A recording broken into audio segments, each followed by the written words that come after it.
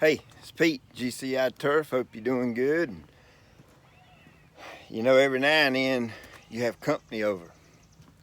Family, friends, whoever might want to come over to your house and hang out. Well, we got a big holiday coming up, July 4th.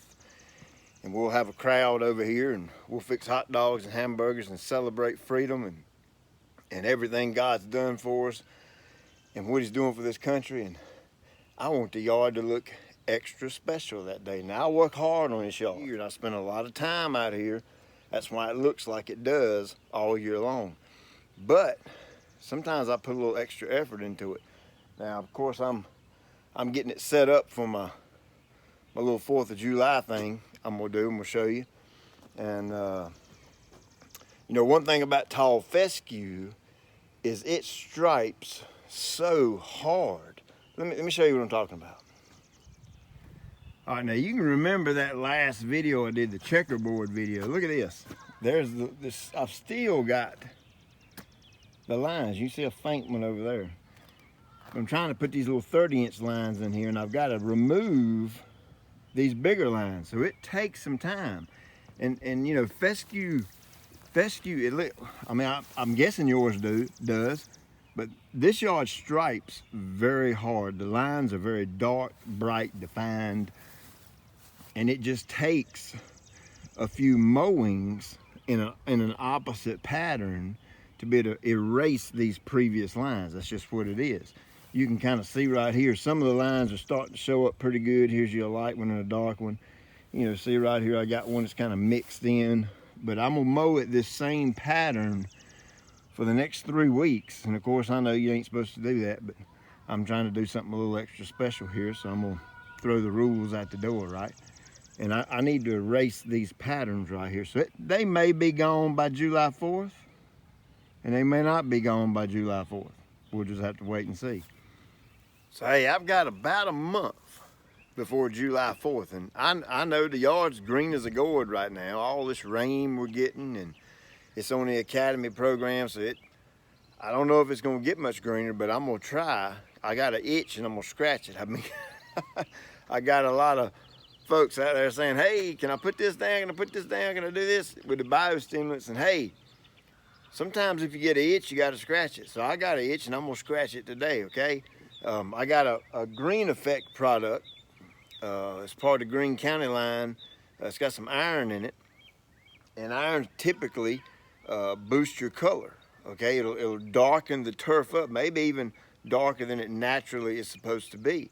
So I got 2 applications lined up. I'm gonna do a low rate both times, and I'm gonna do one today, and then again, I'm gonna come back in about 2 weeks and do me another one. So let's mix it up.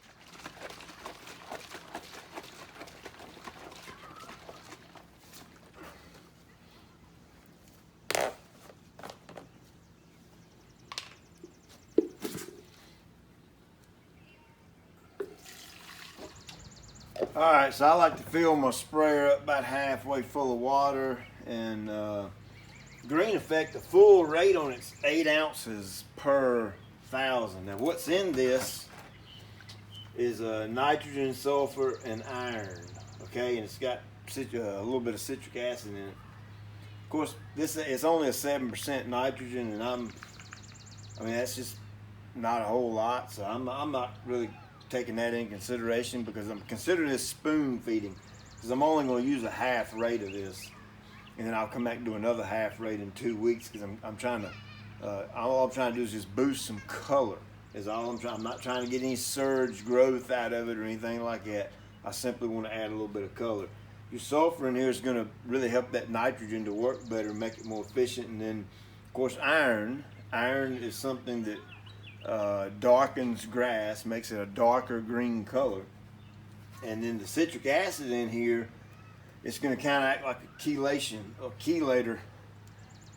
And chelation is just going to kind of make it more available to the plant, make it work better for the plant, make it easier for the plant to take it up, that kind of thing. So that was a half gallon, a little bit more. So I think it's about 70 ounces of that. And while I'm at it, I'm gonna hit it with a little bit of microgreen And this is all of your you know, your micros. It's not NPK. You know, those are your big boys.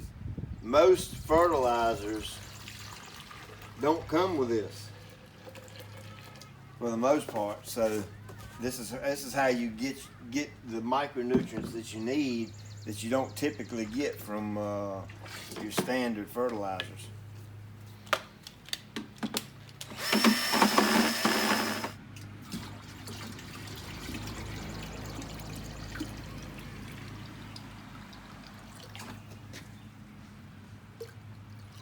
So this is a 4-gallon sprayer, and I've got a 17,000 square foot yard. Now, typically, with 4 gallons, you know, I think the kind of standard or whatever, you can only cover 4,000 square foot with that 4 gallons of water.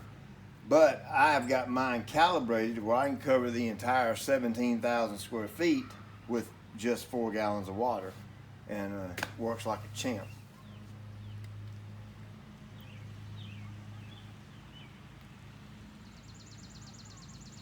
Just checking my pH here.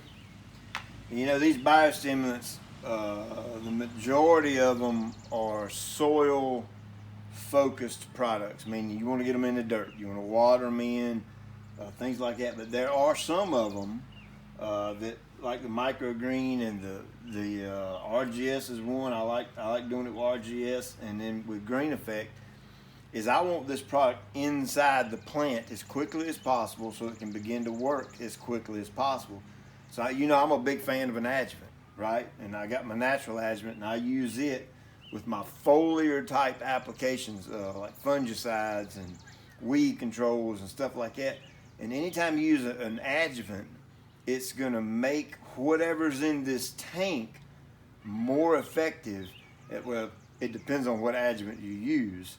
The one I like, it makes this product more effective. It gets it into the plant quicker. Like, it's going to rain in probably 2 hours. I could care less, because in about 30 minutes to an hour with my adjuvant in the tank, everything I have in here for the most part is going to be inside that plant and working and doing its thing, making my spray more efficient.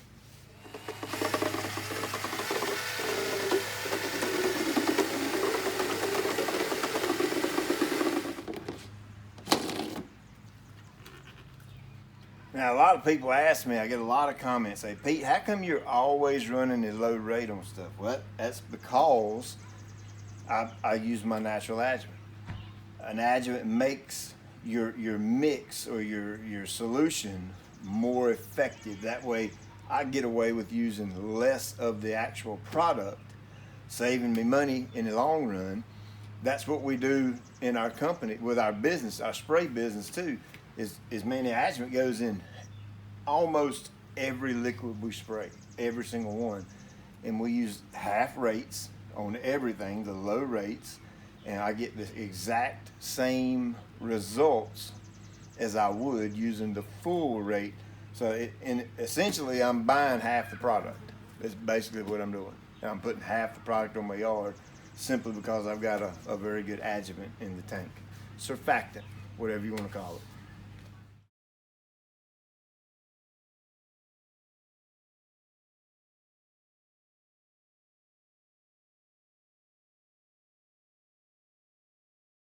Now, if I'm spraying biostimulants and adjuvant or stuff like that, I call them friendly products, meaning they can go on pretty much any plant, any tree, any shrub, whatever. It's not going to hurt it. There's always a little bit left down in the bottom of your tank. Now, you can't do this if you've been spraying herbicides, okay? Don't dare do that. It's been 2 or 3 months since 2 months since I sprayed a pre-emergent herbicide or post-emergent. So, and I've sprayed several times with this since then. So it's all that's flushed out and clean. So if I just got just the biostimulants left over, I'll put them in here.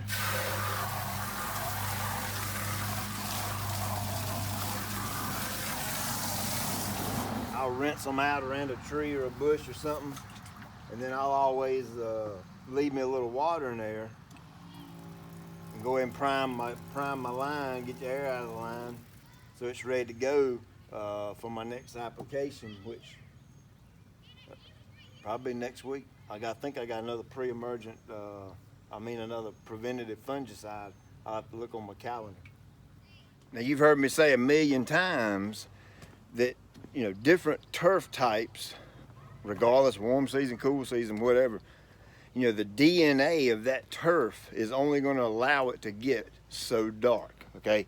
It is what it is. Kentucky 31 is a great example of that. Kentucky 31 is kind of a lighter green color fescue. Now, of course, you can make it a little bit darker by the way you take care of it, but typically it's not as dark as a turf type tall fescue, hands down. It ain't even the same ballpark. At least I've never seen a KY 31 yard that's as dark as turf type. This is my custom blend right here.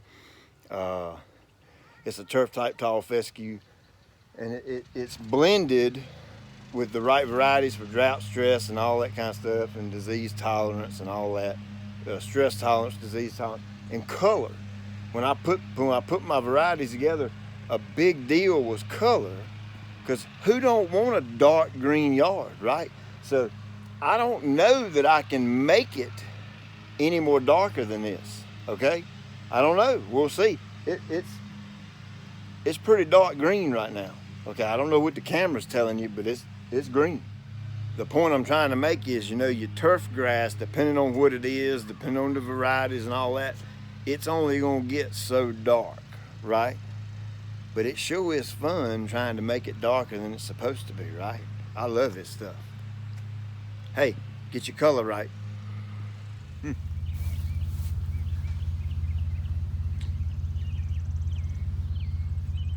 Good morning. Not sure if you can tell, but we change colors every night.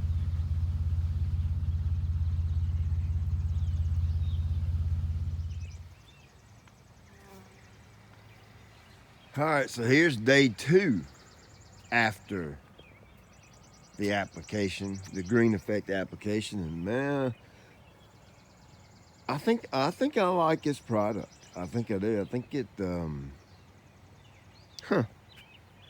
I'm seeing a pretty good color response. Now, I've used a lot of iron products over the years, and this is my first time using the Greene Effect, and it's definitely changed colors. I will say that for sure. So I kind of like it. Now, this ain't a product where I'm not going to go crazy with it, simply because it's got nitrogen in it as well, and I'm already getting my nitrogen inputs through the Academy fertilizer, so I'm not trying to use this as my main fertilizer for